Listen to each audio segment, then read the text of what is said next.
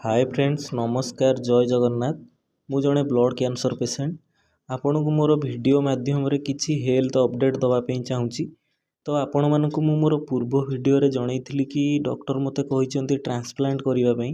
तो ट्रांसप्लांट मोर एपर्यंत भी हेई पारि नाही, एथिपाई कि मोर 15 ରୁ 16 लक्ष टंका अरेंज करिया पई पड़िबो से ट्रांसप्लांट पई। जेहेतु मोर एते टंका अरेंज हेई पारिनी बोली डॉक्टर कहते तुम जिते दिन पर्यंत ट्रांसप्लांट न होती तो सेते दिन पर्यंत तुमको किसी इंजेक्शन आउ मेडिसिन आम लिखुचु जोटा कि तुम कंटिन्यू रहिबो। तो मोर एबे इंजेक्शन आउ मेडिसिन चलची केमो टैबलेट आउ किछि इंजेक्शन आउ सेटा मोर यही वीडियो माध्यम रे आपन को जणेबा पई मु चेष्टा करछि।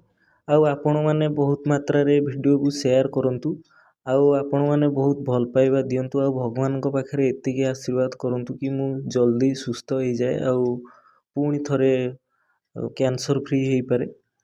तो मते आशीर्वाद करंतु एतिकी।